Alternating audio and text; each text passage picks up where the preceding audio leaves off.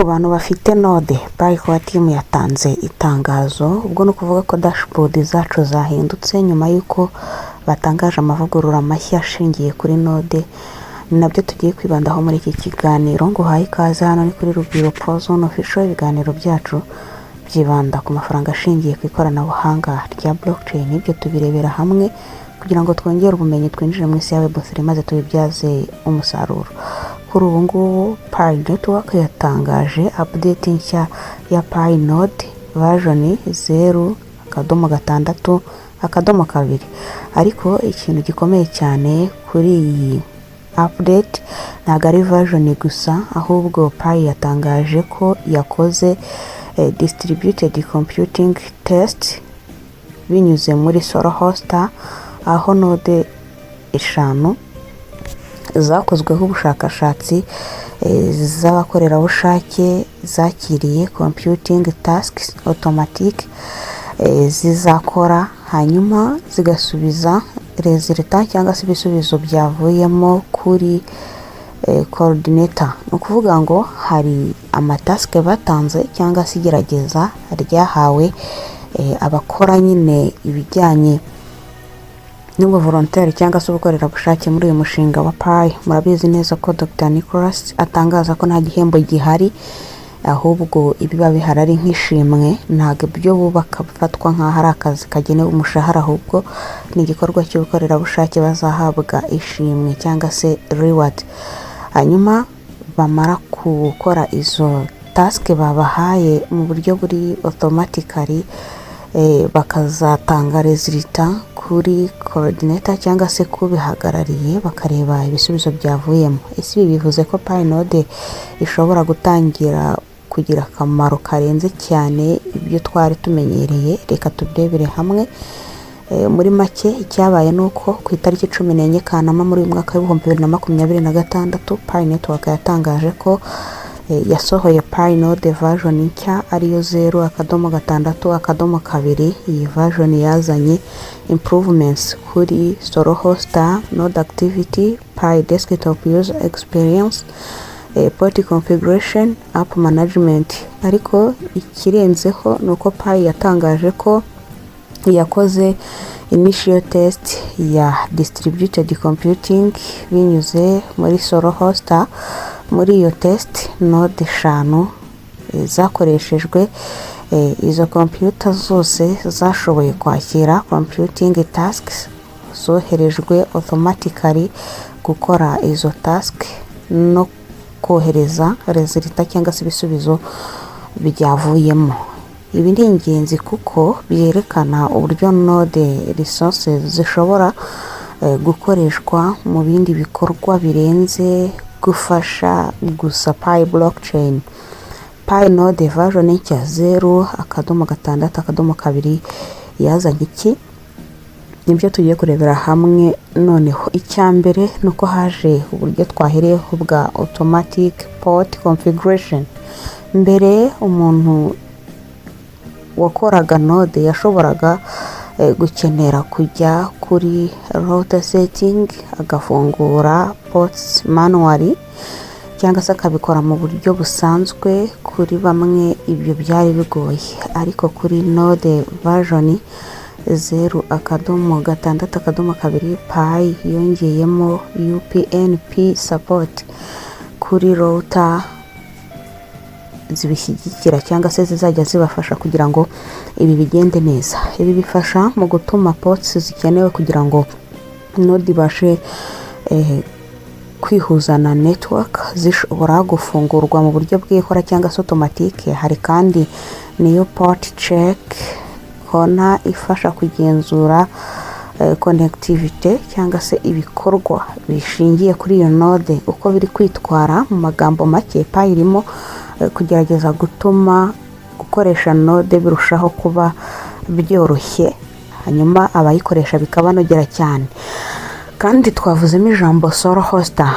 Abarisobanukiwe ubwo muraza kwandika muri comment, ariko kuri wowe utaryumvishe, iki ni kimwe mu bintu by'ingenzi tugomba gusobanukirwa neza, kubera ko Solo Hoster ni framework iri muri desktop ituma aba developer bashobora gukora application cyangwa se utilities umuntu ashobora kwikorera kuri computer ye. Urugero, application ishobora gukora local AI agent cyangwa se indi serivisi kuri computer yawe, aho kugira ngo buri application ikorere gusa kuri server imwe ya company.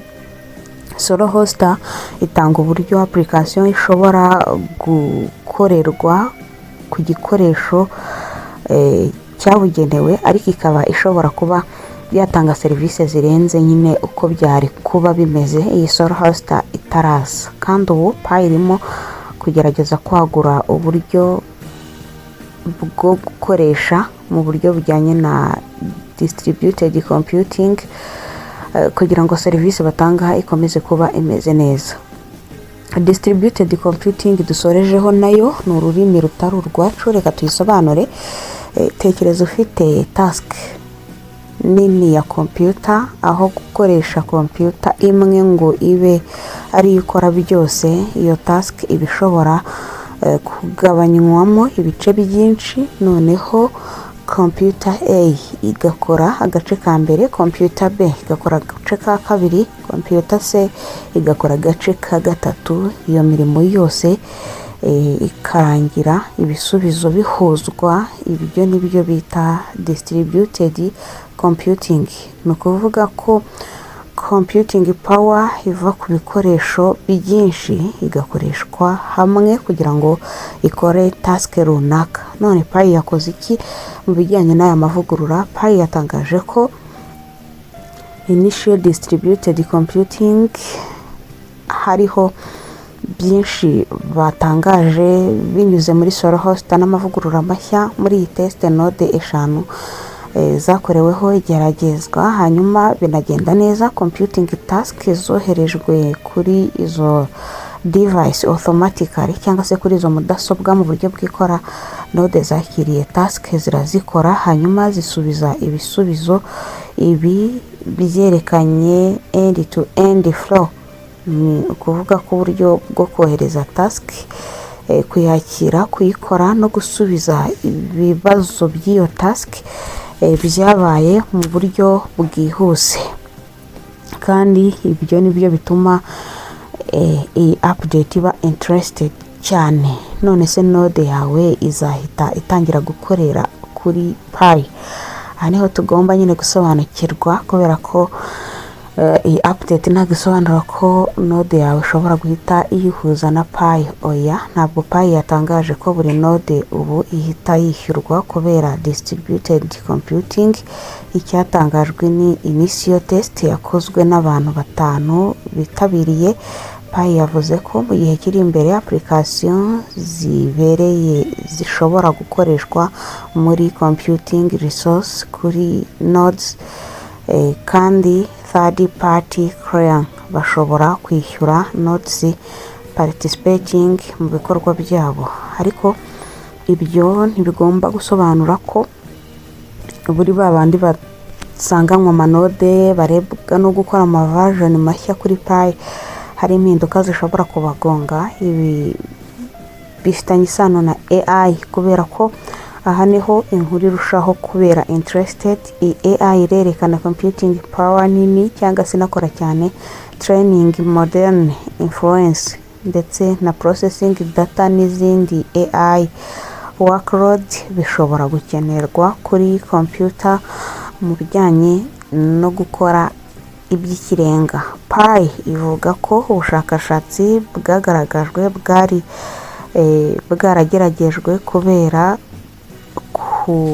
kwifashisha nyine ubwenge buhangano ndetse na global network ya Pi. Node yarushijeho kugenda iba decentralized AI training and computing test.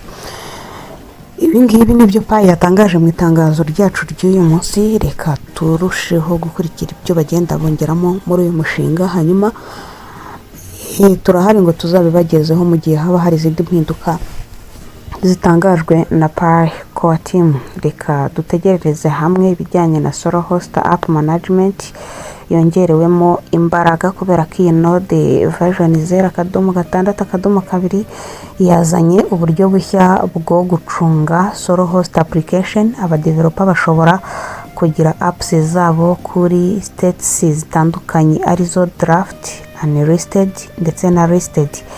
No kuvuga ngo nahita itunganirizwa mu gihe itaraba listed ndetse niyamaze kuba listed.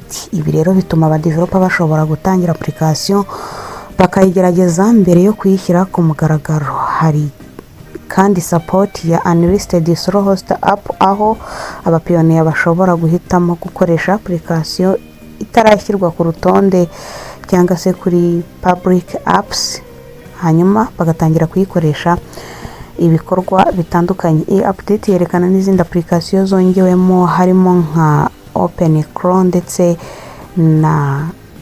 n'izindi application nyinshi zitandukanye, byerekana ko solo host itagamije kuba feature imwe gusa, ahubwo ishobora no kugira ibindi bintu ifasha cyane muri iyi update.